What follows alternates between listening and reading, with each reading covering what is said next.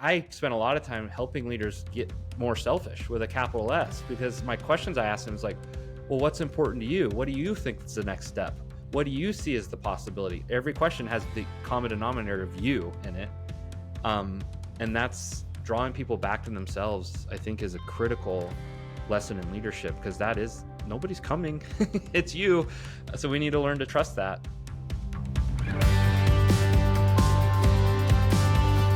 Welcome to Confessions of an Implementer. I'm your host, Ryan Hogan. We share unique stories of EOS implementers and the companies they've transformed to give you a rare glimpse into the successes and challenges of the system in action. Let's jump in. Zach, I appreciate you joining. We've got a lot of really interesting topics, and I talk to every now and then. I talk to some EOS implementers, and so there's a varying degree or journey of stories, but yours specifically starts as a two-time state champion saddle bronc rider, all the way to EOS. So why don't we start there? How did you get into that, and what was that all about? Yeah, well, growing up, small town Nebraska, mom and dad owned a small town grocery store, and got into horses at a very young age. In fact, my first horse was a Shetland pony named Princess, like 8 years old. But by the time I was 14, I'd been around horses for a while, and I remember seeing a friend of mine standing behind the chutes. We were at this rodeo, and I saw him climb on the back of a 2,000-pound wild horse in the saddle bronc riding event, and nods his head. And I mean, that horse is bucking and kicking, and he's hanging on for dear life. But then the buzzer and everybody's just applauding, and he gets a standing ovation, wins the round. And I look over at my mom, and I'm like, I want to do that. And so I get a coach, and I start learning to ride broncs. And for 2 years, I did nothing but hit the ground. I broke my hand, ankle, collarbone, 2 concussions. And by the time I was 16, I hadn't once made it to the 8-second buzzer. Not once. Not once. 8 seconds. 8 seconds. That's all you got to stay on, 8 seconds. But I couldn't do it. All I had to show for it was the broken bones and concussions. And but I stayed at it. And I just remember I was 16 years old, and I got on this horse, and all of a sudden it just clicked. I don't know. It was all the times of hitting the ground. Something clicked for me, and it was like slow motion. I made it all the way to the buzzer. Crowd applauded, and I went on to be a 2-time state champion. So those final 2 years in high school, things really clicked into place. And, now today I bring a lot of lessons from the rodeo arena into leadership and into business in the clients I work with today. Maybe just for my awareness, maybe the audience already knows, when we talk about the 8-second bell, are you competing just who gets the 8 seconds or who stays on longer, or is it about style as well? Where's the judging? Well, it's half the score goes to the horse, half the score goes to the rider. So you've probably heard of the saying, luck of the draw, the luck of the draw. So every rodeo, you pay your entry fee, and then you don't know what horse you drew that until you get there. And there's different rankings of horses. You might drew a really nasty horse or a really average horse that's going to be harder to score high on. So yeah, half the score to me, half the score to the horse. So, and we're competing with other riders, who can give their best. Each rider gets a score of 0 to 100, but half of it goes for the rider, half of it goes to the horse. And when we say goes to the horse, is it about is the evaluation about how the rider is handling the thought process that, because it's like you said, it's luck of the draw. Maybe I get a great horse, maybe I don't. Is it really about how did you manage that horse in that environment and get them to do what you needed that horse to do? Yeah. Well, in my keynote talk, there's a principle I teach leaders called raise high and lift. And, when you're behind a chute, about ready to climb over on top of a 2,000-pound horse, it does not want you on its back. I just remember one of the things my coach taught me was to raise high and lift, raise high and lift. And so what that means is, everything in you wants to contract and be small and tighten up. And that's a recipe for disaster. You're going to hold the horse back, and you're going to probably land on the ground because you're not going to be loose and freed up. And so raise high and lift means you got to lift your hand in the air, raise that rein high, and reach with your feet. And so you're literally doing the opposite of what fear is telling you to do. Fear wants you to be small, and you got to learn to do the opposite and really open up the space and that's how you get the highest, that's how the rider gets the highest score. The more they can open up, and the more they can spur up into that horse and free, the more free they are on that horse, the higher the score. And so that's in business too, right? I mean, what do we do when pressure's on, things aren't going the way we want to tighten our grip, we want to push people aside, and we got to learn to do the opposite, just to create that opening for our people to support us, to give them an opportunity to lift others up so that we can all start playing a bigger game. And so I like that spirit of not letting fear determine how we show up, because I had to learn that really early on riding Bronx. How do you do that? Like when you're coming up and you've got coaching, and it's like, you've got someone that's telling you you got to relax, like your body and every fiber in your being is going to say tense up. It's going to say brace for impact, whatever the case is. But you have to fight those impulses, those natural impulses. Like, is this breathing techniques? Is this meditation? Like what kind of helped you get comfortable in that type of environment? I can't say there was any techniques. It was a lot of just some of it happens naturally. And I think listeners can relate. Like when your back's against the wall and there is no like time to play mental ping pong in the moment, your body and what to do.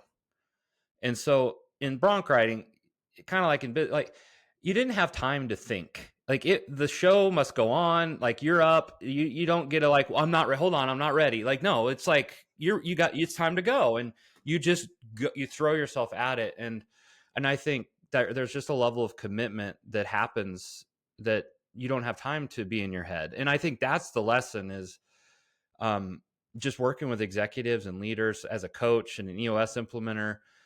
So often we get tangled up into our thoughts. How are we going to do this? How are we going to figure this out? What's the problem here? How are we going to solve it? And we get so in our heads about things that we need to learn to trust ourselves more. I'm in the process of writing a book called Unbridled: The Subtle Art of Leading Yourself, so that you can lead others. And I think the question you're asking is, you have to learn to lead yourself. And so it's not a question of how, it's a question of who do I need to be to achieve this? And what are the characteristics, and how do I need to and want to relate to the circumstances in my organization or on my team? Because how we relate to things is going to determine how we show up, and ultimately is going to determine what's possible. So yeah, I'm not sure I answered your question directly, but I don't know if there is an intellectual answer to that. It's more of a, you just do it. You trust yourself. I don't typically bring everything back to Top Gun. I do. Top Gun has a very special place in my heart. So I will just quote it here and probably misquote it, but he's like, "Don't think, just do." And like, it kind of feels like that's some of the spirit that you're getting at here. And like, do you think that there's things that can be taught and there's things that take time? And what's been interesting is I was having a conversation yesterday about like developing leaders, and in the Navy, it is both learning, training is what we call it in the Navy, but whatever that is to help with that professional development, and it's also time. And there's something into like today's environment where everybody wants things now. But there are like, some things do take time. You can't just rush the training that comes along with the feel and the experience and the lessons that you learn by actually doing it. When you talked about this like funnel vision, and I relate to that, not on horses. I used to race cars illegally, but I think we're past the whatever window is where people could come. But the whole thing there was like, I got to a place where I could just like see, and everything just kind of came into focus. You had that experience. What kind of came into that? Like, was it time and training and coaching? Was it just like a magical moment where all those pieces came together simultaneous? Yeah. And I would love to hear a little bit more about the Navy training too. For me, it was a lot of repetition and a lot of getting back up and dusting myself on it and just getting back. Because in bronc riding, it's just always interesting. It's like you're either doing it or you're not doing it. Like there's no in between. And knowing what I know now, there's probably so many more like deliberate practice methods that could have led me to learning to be better as a bronc rider. But back then, we didn't talk about that stuff. It was just kind of like put your butt in the arena and keep getting back up, keep getting back on. And honestly, that's what worked for me. looking back though, I started breaking this down because I get asked a lot, like, how did you learn? And frankly, it wasn't a how, it was more of a, I was so determined to do this. It was just like, I am going to do this. And it took me 2 years to figure it out. And yet there were some things that did help, and learning where I could find some safety is not the right word because I'm on a Bronco. I can't say that that's safe, but there was like, I was getting all this instruction on how I needed to do this. You should have your feet here, and then you should be doing this, and then you should, squeeze this hand and then raise this hand. And I'm so like, well, I don't know what I'm doing, and every time I'd hit the ground. And finally, I just kind of threw the manual, like Top Gun, just dropped the F-18 manual in the trash, one of my favorite scenes. Yes. And I just like, you know what? I'm just going to stay on this horse. It's going to look messy. I don't care. I'm just going to stay on this horse. And I didn't do it right. It didn't look all pretty like the NFR in December on ESPN. It was the National Finals Rodeo. It was rough, but I got to the buzzer and things started slowing down. And then, after a while, I start getting more time with the horse. And now I'm spurring and doing the stuff I'm supposed to do. So I had to be willing to do it wrong or bad or whatever, throw the judgment out the window. But I think that's the lesson. And I think with leadership today and leadership development, that's why I wanted to come back to you and hear how the Navy thinks about this. I'm sure it's always changing, but there's just this, I'm in rooms a lot. And the question is, how are we going to develop our leaders? We don't have that next level of leadership coming up. And I'm looking around the room and all the executive team, I mean, they grew up at this company. Between you, me, and them, they failed countless times, hit the ground, had to get up, figure this out. But now it's this next level. It's really hard to let other people fail. And we don't. We're so quick to jump in and rescue. We don't let them hit the ground. And then we wonder, well, why aren't they stepping up? Why aren't they learning? Why aren't they growing? They don't feel the weight of the responsibility that you once did. And that's where growth happens. And for people to grow, we have to put people in the arena. We have to ask more of them. And as a leadership coach outside of EOS, I also do workshops for leaders to develop them. And my job, I tell them all the time, is not to teach them leadership, as I don't think I can, but it's to create an environment where leadership can be learned. And the only way I know to do that is through coaching and through asking more of them and getting them to dig deeper and learning to trust themselves. Because most leadership training today, I don't know, it puts us in our head like, oh, we leave a lot of leadership workshops with, oh yeah, I should have more empathy. Oh God, I need to work on my emotional intelligence. We hit ourselves over the head with this stuff. Like, oh, I need to be better. But I think we need to learn to trust ourselves. And that's the whole purpose behind the book, is because I start working with leaders and they've gone through all these trainings and they're so tangled up in what's the right way for me to navigate this challenging situation in the business. And it's kind of, I always laugh because it's like, there is no right way. We know how complex business is. And it's like, the only way is your way. You gotta have something to stand on that's yours, that you can set some intentions from that place. Otherwise you're just reacting to everybody else's agenda and trying to do quote unquote leadership on people. And it just kind of comes across kind of wonky and forced. And I want to get back to a couple things you said, because like they just resonate so hard. Like there were so many just like coin terms in there. Like you were like, you got to let people hit the ground, and holy crap, like that, like we could put that in so many different in so many different places. We'll come back to some of that. You just said something though that's important, which is like this idea that like leaders are wondering why that whether it's the next generation, the next level, however they're looking at it, the people that are supposed to step up aren't stepping up.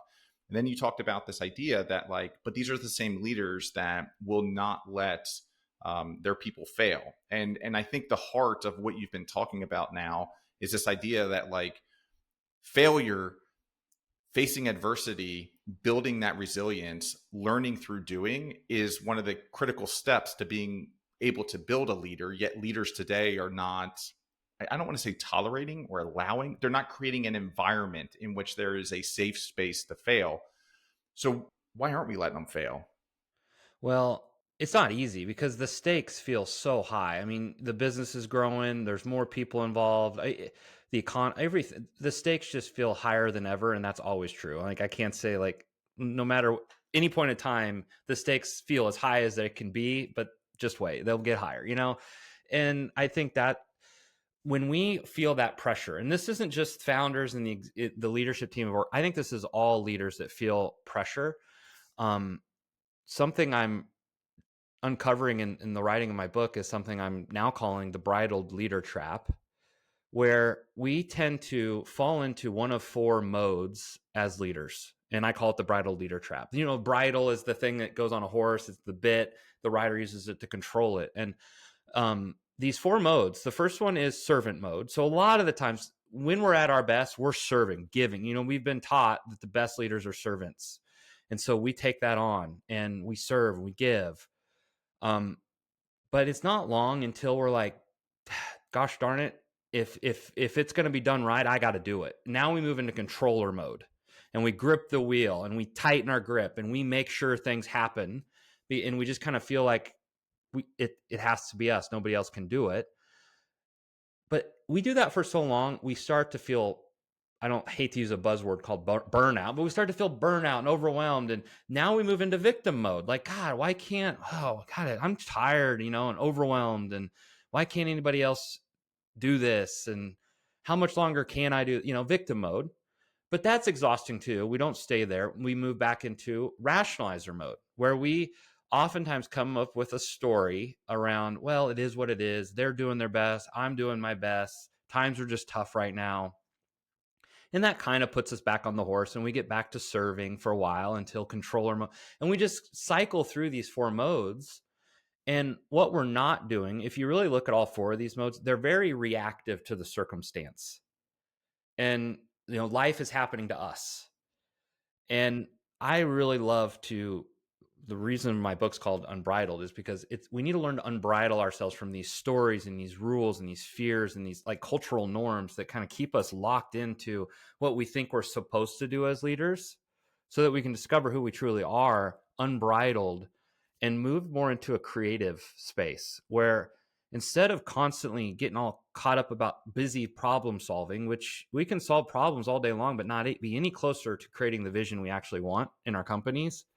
And so how to think differently where we can kind of transcend all that stuff and get focused on what is it that we want to create? What would have to be true for that to happen?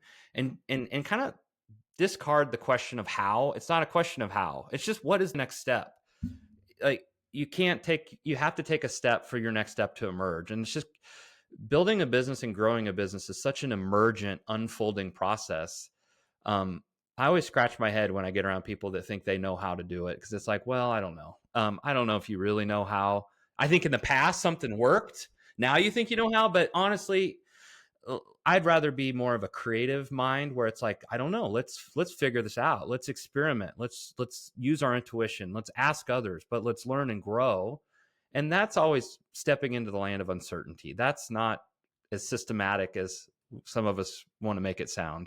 It's a wild ride. It's a wild ride. Well, and like let's talk about those different modes, because this is a really interesting topic. Like, is your belief, because you talked about the different modes and then kind of pushing it down to a creative mode and becoming unbridled and really starting to, it's almost like a vulnerability, or coming from a place of like, hey, I've had some experiences, I've got some lessons learned, but at the end of the day, like, I don't know everything, and every situation, every environment is always going to be different. A lot of times people will ask me like, hey, if you could do one thing different, like what would you do different in the past? And like the reality is there are so many micro conditions and moments and decisions that are made that like adjust the universe that you have no idea what would have happened if like that one thing that you did differently. What are all the things that come after that? So it's like, I love the idea of approaching every problem with a fresh perspective and a certain amount of like naivety to be like, hey, we're going to figure this out together, and we're going to bring all of our experience and diversity of thought. You talked about going down into the creative mode. Is your argument here that all of these modes exist for leaders, but the real idea here is like you should always be in creative mode, or do you think you should constantly be cycling? I think it's consciously like there's a time and place to be in controller mode. There's a time and place to even be in victim mode. Like honestly, like if you just lost your business, or and you had to lay off half you should it's okay to grieve and feel bad, and it wouldn't probably be healthy to just ignore that, um but we're there consciously, like, and what often happens though, it's more of a knee-jerk reaction.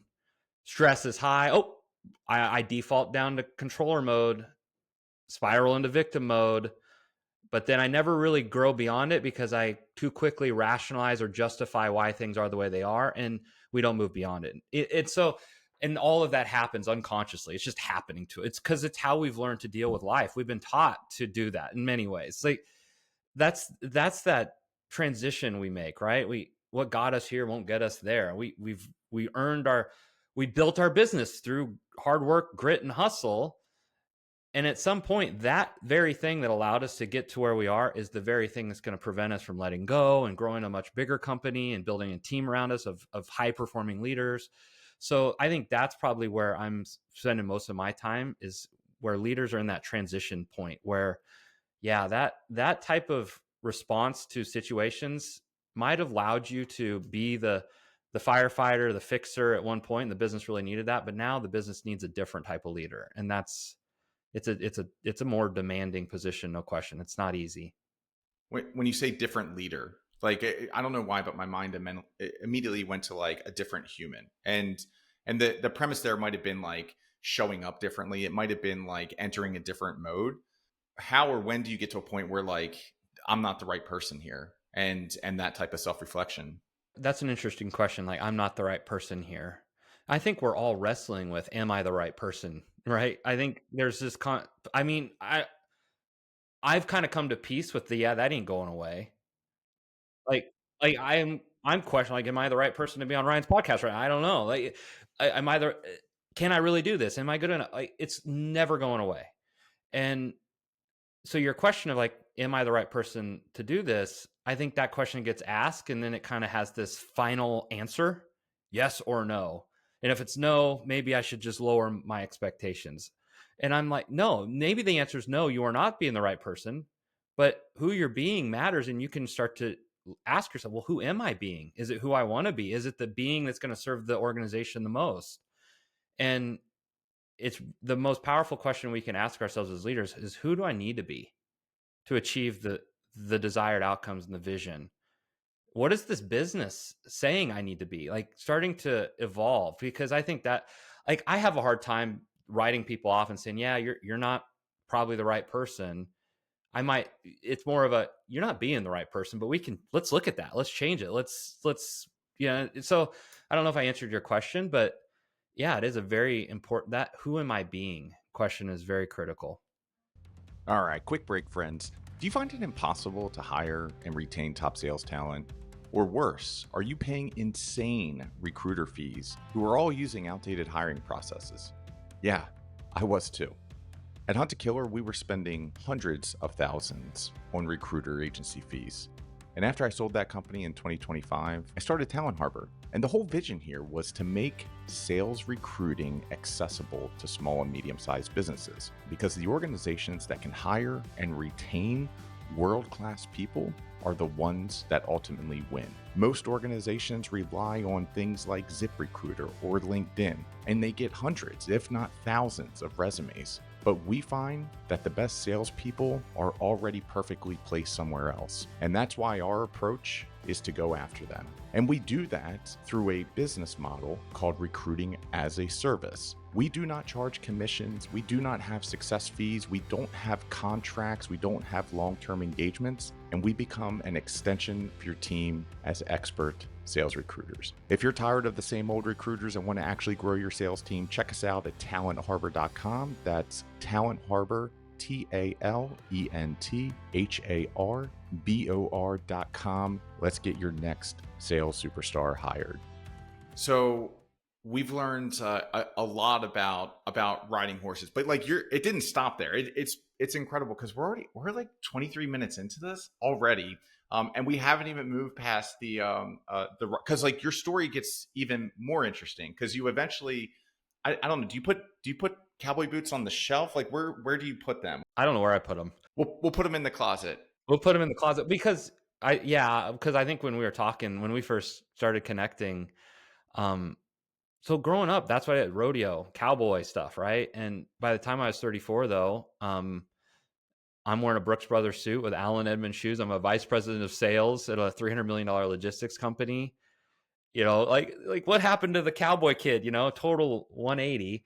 Living in the city, I didn't even own a pair of cowboy boots, to be honest, back then. When I was the vice president, and um, one day my CEO texted me and asked if I could meet him at the country club, and I'm like, sure. And I'm there, and we're not even through our first bourbon. And he's like, Zach, I'm gonna make some changes to the company. We're growing, and I'm like, yeah, of course, whatever you need, boss. Like I'm up for anything. And he's like, well, we're gonna move you back down into sales. And I'm like, wait a minute, like you're demoting me? I'm back down to sales, and I'm like, what the? And then the next day, he comes in my office. He's like, hey, come on out here. I want to introduce you to Michael, my new boss, the new VP of sales. And he basically, right before he walks off, he just slaps me on the back and tells Michael, he's like, Zach here will get you up to speed. And I'm thinking, like, what the, and like, what is it with me? Like, I could grow the company. When I started, we were 30 million. We grew to 150 million and had a goal to get to 500 million. And apparently, in that moment, I'm like, who am I? Am I not good enough to continue to help the company grow? But looking back, I wasn't. In fact, my new boss, Michael, was a much more veteran executive. He came from a pharmaceutical organization, like very large organization, and over a beer, I think it was a day after I introduced him to my team, that it was now going to be his team, and I, introduced him to our top clients. But over a beer, he's like, Zach, you were set up to fail. Like the company should have never put you in a position to go hire all those green salespeople and try to train them. Like you've been a good soldier, I'll give you that, but that's not leadership. And frankly, that initially it kind of pissed me off because, like, on paper, I'm a leader. I've been a vice president for 4 years. We grew, like a pretty damn good VP, I guess. But he was totally right, because looking back, I was reacting to everybody else's agenda. I was trying to live up to everybody else's expectations. And frankly, it's just not leadership. And that's what Michael was trying to show me, is like leadership isn't about getting it done.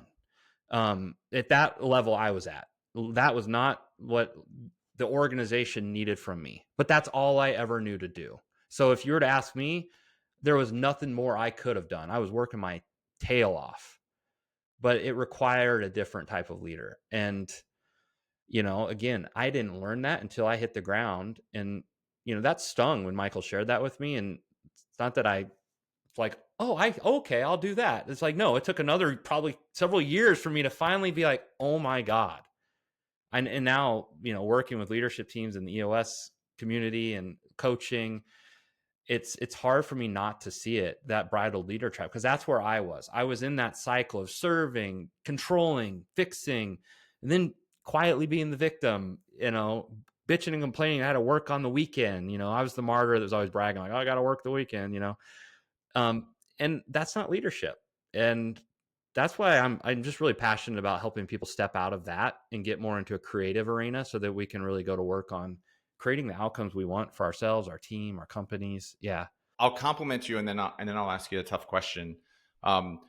Your ability to move down in an organization and take a demotion like you did, I think speaks volumes about your character and who you are as a human. I've been in many situations as a business leader, because like what happens in hypergrowth companies, and I haven't had a company that's gone from 30 to 150. I've had a company that's gone from 0 to 50, and we've done that. We did that over like 6 years. And when companies are growing as fast as what we're talking about right now, the amount of like leveling up that needs to happen internally is like blazing speed. And so I found myself always having tough conversations with people. And I had this amazing human being that we brought in initially when we were 5-ish million, maybe 3 million, as a VP of operations.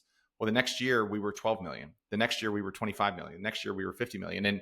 And like what it takes to be a VP of operations, shipping out, 10,000 subscriptions a month versus 150,000 subscriptions a month. That's a completely different skill set, experience, expertise. Now we're broken into like different things. And like, he's also an example that took it like a champ. And it was like, hey, we're growing very fast, got to put you over here. And I'm sure there was a lot of similar stuff where it's like, it smiles on the outside. Inside, like, we all have ego to a certain extent if we're in business, and it doesn't have to be bad ego, but like, we have to have a certain amount of confidence to do what we do. So anyhow, one, that is that's a compliment, because I think it speaks a lot to your character. Two is, what is that like? Meaning that, like, there are people that I haven't been able to do that because I knew if I did that, they wouldn't be able to reintegrate. They would not be able to reintegrate at a level of people that they led or managed and now become a peer. And so outside of the emotional side of that, like, what was that like being demoted, and your subordinates are now your peers? It's so much to unpack there, and I'm trying to where to begin, because all of that, like, I was angry, confused, and yeah, there was a moment where I'm dusting off the resume, like, I'm gonna go get a VP job somewhere else. Screw you guys, that all of that. I went through all of it, but I was fortunate enough to have a coach. I'd been working with an executive coach for several years leading up to that, and my coach, he wasn't consulting me or advising me. He never told me what to do. He was there to challenge me to own my decisions, and what I call saddle my own horse.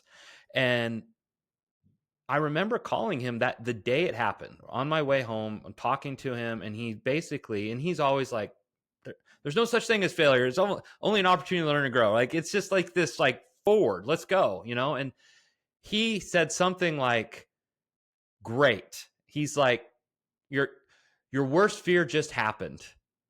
Now what's your opportunity? And because my worst fear, because in our private conversations, probably 3 years before that moment, I was trying to wrestle with decisions, but I don't know what to do. I don't know what to do. And he finds, like, what are you afraid of, Zach? And he wanted a general, that wasn't that was a real question. Like, really, what is your deepest worry if you just act on what your intuition's telling you to do? And it came out. I'm like, I'm afraid of losing my spot at the table. And so, okay. Well, that's honestly, looking back, that was guiding every decision I made. Trying to avoid losing my spot at the table, which was preventing me from being the leader my organization needed me to be, to the point where it came true. And that's what my coach was like, Zach, it happened. You have nothing to be afraid of anymore. Now what's your what do you want to do now? And it's kind of like, that sounds kind of cheeky what I'm saying, but there's probably a lot more context I'm leaving out. But it landed on me. It's like, what do I want to do? That was the biggest. So he's asking me, well, what do you want to do next? And I was going deep inward with that question. Like, what do I really want to do with my life? Like, it was more of a bigger question. Like, I'm in my 30s, and it's like, can't say I was actually enjoying the last 3 years. It was, honestly, looking back, it's not what I wanted to be doing. And I knew it all along, but I was so focused on not losing my spot at the table, I couldn't even see that. One more thing. I had a friend that I worked alongside for 11 years at this company, and I called him, told him what happened. And he said, he said something similar. He's like, what if you just focused on you for a while, and focused on leading yourself for a while, and not rush into having more pressure of leading a team? What if you use this time just to kind of recenter? And that's, honestly, I just allowed myself to kind of wait. Like, let's just settle in. I know I can hit my quota and be a sales guy. Let's not rush. And so I just let things stir. And I think that's what led me down this path of being a coach, because I started listening to that inner question. What do I really want to do? It's not, where do I think I could get a job? Who could pay me, the salary that I'm at currently? I had to get out of all that crap and just be like, what do I really want to do? And coach, I want to be a leadership coach. And, people ask me all the time, well, how did you make the leap? I'm like, I have no clue, other than I made an internal commitment that that's what I was going to do. And I just started taking the steps. I invested money in coach training. I did those steps, and I just took the next step. And next thing I know, I'm being recruited by one of the largest industrial developers in the US here in Kansas City. They needed an internal coach, which happened to be, they needed an internal EOS implementer. They were working with Deborah here in Kansas City. She's an expert implementer. And they had 11 operating companies. I didn't know what EOS even was. I read the book Traction the night before the interview. And I got the job, and then the pandemic happened, and so my first day was the first day of lockdown, and so I had this opportunity so I didn't go in the office. I locked myself in my home office and I watched the videos, the self-implementer videos, and I in front of a whiteboard, role playing, and I taught myself EOS during the pandemic, and then about a month in, I started doing sessions, and that's where that was my next. I'd been coaching for about a year and a half prior to that. Now I'm starting to facilitate EOS, and eventually got certified. And 2 years ago, I stepped away full time to be an EOS implementer. I also do keynote speaking and coaching and do several things. But EOS is, holds a close spot to my heart because it was a huge catalyst for moving me out of VP of sales into doing what I love today. I love it. We have a similar background. EOS also changed my life. Vistage plus EOS was just a game changer for things that were going on in my life at the time. I don't want to. I want to take us back just a hair, and I do want to get into kind of the stuff you're doing today because it's incredible stuff, and the book and the theories, the models, the philosophy. I love it, and how you're translating all of this stuff from the things that you learned when you were riding horses at the rodeo. So one of the things you talked about was about a year into the job with your coach, some of the conversations that you were having were like, what's your biggest fear? Well, this is my biggest fear. And it was like, it was almost an idea of like the decisions, maybe the thought process, other things that you were doing were now fear-based. It was like, what do I have to lose instead of like, what can I gain? Was there anything that you could have done back then? Like if you would have read the book that you're writing right now, or your coach would have been like, hey, stop with this fear-based stuff, like just go kill it. Would anything have changed there? Or is like this something like you have to live? And we go back to some of that Navy training where it's like, there's a lot of training and it's great, but it also takes time to develop humans. And so kind of where are you on that spectrum? I'm in the messy middle. Because I see truth in both of the sides that you're sharing, because sometimes pain creates change and we just can't see it until we hit the ground. So I don't want to say like, no, there's this 8-step process. If you follow it, no, I'm not going there. But I do think looking back, and this is really real for me as I'm writing the book, it's like, yeah, because I have time to really kind of unpack this stuff. And the one thing that I was doing the most in everything I was doing was, I've never shared this in the book. I talk about, we have an inner horse and an inner rider. So, it's in the horse world. And, horses, they've been around 50 million years. They're like the most instinctual animals, like powerful, beautiful, like survivors, super fast, very sensitive and very empathetic. They can read the facial expressions of a human and adjust their behavior like that. And so we have that same intuition, right? We do. We have that in our instinct, in our DNA too. So we all have an inner horse, but we also have an inner rider. And the rider is where all the goals and direction, you need both, because with just the horse, we wouldn't have direction. The rider provides direction. And yet there's two types of riders. There's the fearful rider, and then there's the true horseman, the true equestrian. And I was the fearful rider, and when you have a fearful rider on a horse, they're pulling on the reins, not letting the horse run. They're tight. They're, kind of that raise high lift principle. And so what I was doing as a VP was I was the fearful rider, not trusting the horse. Instead, I was so cued in on my outside environment. What do I think they want me to say, right? I'm in an executive meeting with my CEO, and it's like, what does he want to hear, right, from me? And so I was running every decision I made through what I thought they expected of me. And it was this outside in perspective. And that's the bridal leader trap. And that's what I couldn't be, the type of leader the organization needed. I had to learn to lead from the inside out, trusting the inner horse. And that's what a true horseman is. I mean, they say of like the best horsemen, they like merge with the horse. They're one entity, and it's beautiful. And but they're willing, they're secure in themselves, and they're owning who they are. And I wasn't owning who I was.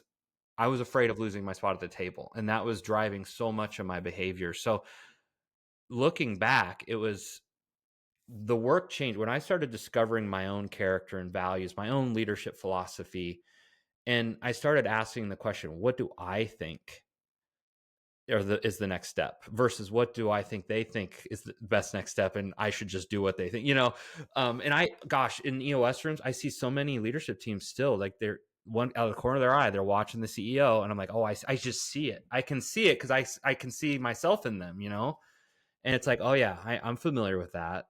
But and that's what I love about EOS is the accountability chart, and who owns this issue, and kind of quieting the room down and honing in on the leader that actually owns it and let them answer for it. Magic happens because people start to learn to trust themselves, and that's what we all need to learn as leaders, is to own who we are and not stop questioning it. This is fascinating stuff, and when I read books and I'm like, how did this person like think about this, or how did they connect the dots, like how did you get to this space? Because these are like deep, meaningful, and incredibly insightful concepts that you have like put together, and you've made it digestible, and you've drawn correlations. Like at what point did you sit down and you're like, hey, you know what I'm going to be? I'm going to be an amazing speaker. I'm going to be an author, and I'm going to start sharing this. I'm going to do the coaching and the EOS stuff. Like, was it self-reflection? What was it? You just took time? How does this stuff come together? There's something about the sales profession, right? Your butt's on the line every day, and it's your muscle to develop and grow. And I think that got me reading books at a really young, understanding that if I can grow and get better at who I'm being, I can make more money. Just that wasn't why I did. I wanted to. I was part of a small company that the more we grew, the more we could hire people, and that was what I was passionate about always, is like building a team. And so I saw sales as a vehicle to build a team, but that put pressure on me to get better at the craft of connecting with people. And so that set me down a path of just, I think, that growth mindset, learning books. And, somewhere along the way, though, I read a lot less how-to self-help books. And I started reading more philosophy and, or even psychology, Carl Jung, or a lot of what I've gleaned from is Werner Erhard and his work with EST back in the 80s, some Zen philosophy. There's just so much to be learned from that, some of the Eastern mindset. So for sure, there's a lot of influence there. I mean, I've read a lot, and then I've worked with I've worked with a coach for years, and so working with a coach has a way of putting you on a path of your own self introspection. And I think that's where a lot, like when you learn to go within yourself and start to ask yourself questions, which sounds, you're kind of asking your inner horse, you're kind of asking that inner world, what's important to you? What do you want? And learning to listen to the desires, because I think that I'm with a lot of leaders today, and the word selfishness, I was leading a workshop and we were talking about giving feedback or something. And we were role playing. This woman and I are in front of the room, and she's got this employee that's not doing something the way to the level the business needs. And she's got to have a hard conversation. And I'm just asking her about it. And she just basically she says something really powerful and clear and direct. I'm like, well, just say that. And she's like, well, I can't say that. That would be selfish. Because she's basically said, it doesn't work for me, that you show up this way and you're not organized, whatever it was. But she kind of just was pissed in the moment with me because she felt comfortable. And she's just like, it doesn't work for me. And it was so clear. And that's how it always happens. I'm like, if the clients that I work with could hear themselves back, like they're so articulate, they're so clear. And I always want to just say, like, just say that. But we can't, because, that would be selfish. And so I gave her permission to, like, well, just be selfish for the next 5 minutes. What would you say if you're being absolutely selfish? And she said it so well. And then she looked at me and she knew, she smiled. She's like, yeah, like, this isn't about how to give feedback. It's called being honest, trusting. And I think that's that whole selfish thing, the servant leadership thing, which I appreciate where it's coming from, like the original intent, but like anything in leadership, we take a really good idea and then we make it gospel. We make it into something, and we make it the answer to everything. And we lose the art of leadership. And I think some of that's happened with this word servant leader. I think we've gone too into the, like, we're selfless and we don't think of I spent a lot of time helping leaders get more selfish with a capital S, because my questions I asked them is like, well, what's important to you? What do you think is the next step? What do you see as the possibility? Every question has the common denominator of you in it. And that's drawing people back to themselves, I think, is a critical lesson in leadership, because that is, nobody's coming. It's you. So we need to learn to trust that. One of the things that I've seen I'm going to say the session room. When I say session room, I really just mean the rooms that I've been in, because they were my companies. But one of the things that happens in the session room is this idea of like offering candid feedback to people. Like, if you could, for the greater good of the organization, Ryan, if you could start or stop, one thing today, this is what you need to start doing. This is what you need to stop doing. And I love that moment when the spotlight is on me. I love it, because now I can take notes and say, I can change this, I can change this, I can change this. And so I love getting critical feedback, because it gives me an opportunity to improve. When I'm giving feedback, it is the hardest thing for me to do in that moment. And what I have found is that, like, there's many people out there that they just want the feedback, like the honesty, and they're not going to take offense to it. Like, they want to know how they can improve. They want to know the things that they can do to become a better version of themselves. But it's like the giving it, where you would think it's the receiving it. Oh, like, I'm insulted by this. But like, I found it's the actual giving. Have you had any breakthroughs in that area? Yes. And in the session room, right? When people do, and I'm sure once that start stop, like, I would like you to start, or I would like you to stop. Starting the sentence like that, what I love most about that exercise is the ahas people have and how easy it is to communicate.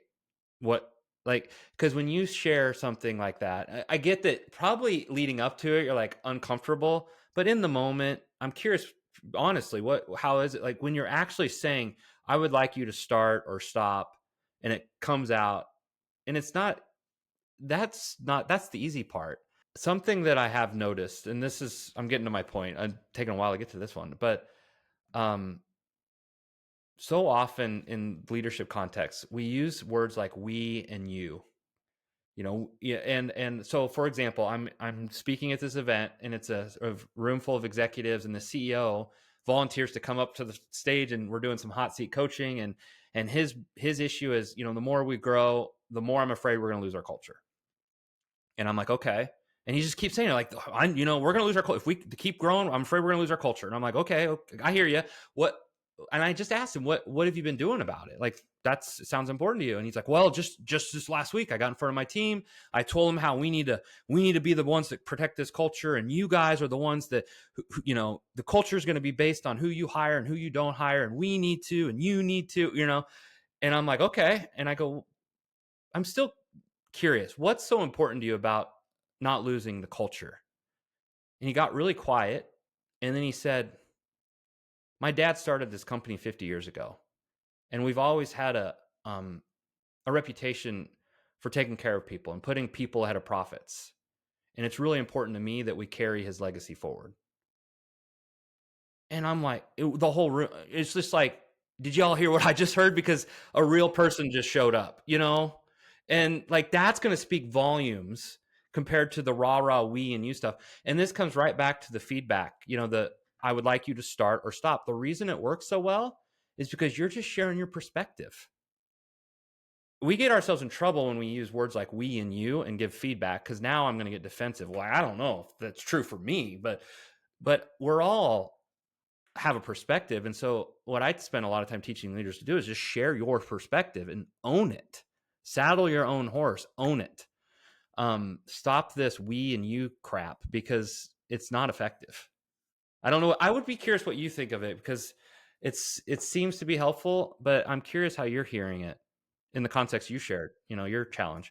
I think I've gotten better. So the problem is I haven't been in like a true session room with an EOS implementer for quite some time. It's probably like 2 years now since all that stuff. I remember it always being uncomfortable.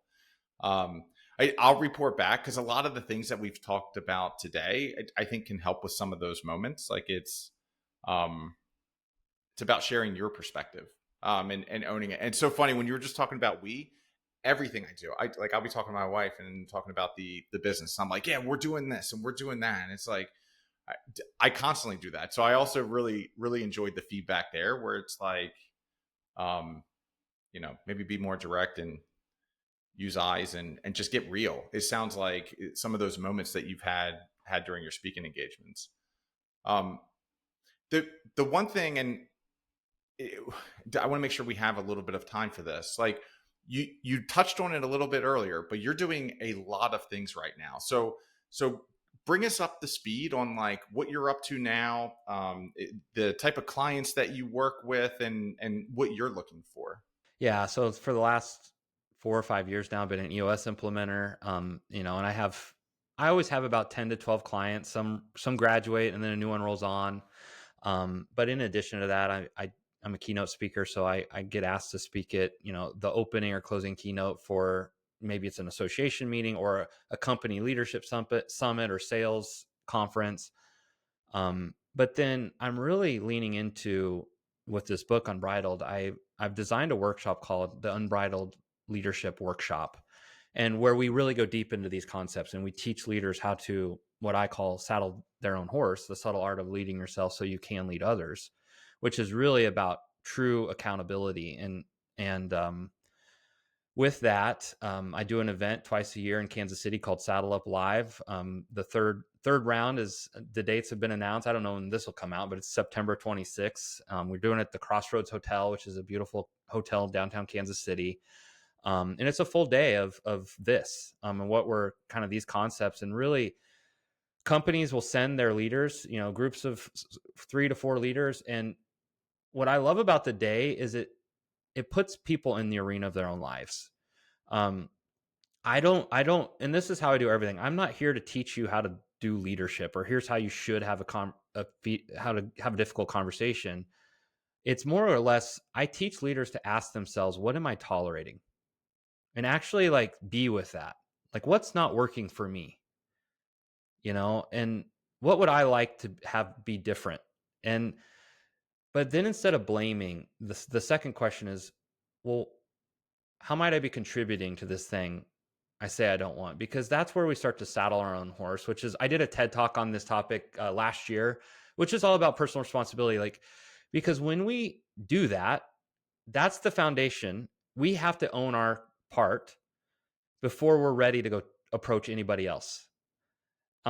And so that's that sharing from our perspective, like starting from your perspective and starting from a place of ownership. And so that's ultimately what I teach leaders. And so when you have that, you have a kind of a compass to operate from, to guide your leadership decisions, um, so that you can lead yourself, so that you can show up ready to guide and direct the team in the direction that we all want to go, which is always a collective and collaborative decision. So yeah, I probably still didn't hit all the things I'm doing, and writing a book, but that's everything I do is kind of in that vein of teaching people personal responsibility. And really what that is, this idea of nobody's coming is the most empowering thought. I love it. I love telling leadership teams, nobody's coming. Like, you're it. Because now we get to, like, own our seat, and yeah. And I just like that. I like that. I find it very empowering. Awesome. No one's coming. I love that. Like, I've heard like no one cares. Like, the thing, and as an entrepreneur, like, the thing that's always kind of scary to me is like, no one's coming. Like if you just stop doing what you're doing, like, the phones aren't ringing themselves, and the things aren't moving, pieces aren't moving. Like, the only way things are going to change, or things are going to improve, or things are going to grow is like if you do those things that are required. I love that. I love that so much. What? Okay, someone's been listening to this and they're like, "Holy crap, Zach is an amazing human being," which we would obviously share that opinion. And they're like, "I either want him to come speak for me, I want to talk to him about more about EOS, I want a free book from him, and I want him to sign it." Whatever the case is, how can someone get a hold of you? Well, I'm on LinkedIn, my website, But the best way to get plugged into me is I have a free resource called Get in the Arena. It's a toolkit. So there's some tools to some of the stuff we've been talking about, some questions and some assessments, some things that I think your listeners would find helpful. And that's where I would start, is to download that gets them added to my weekly-ish newsletter digest. I call it the Saddle Up Digest, where I just share leadership principles and practices. To get that, they could go to zacharend.com/toolkit. So that's ZACHAREND.com/toolkit.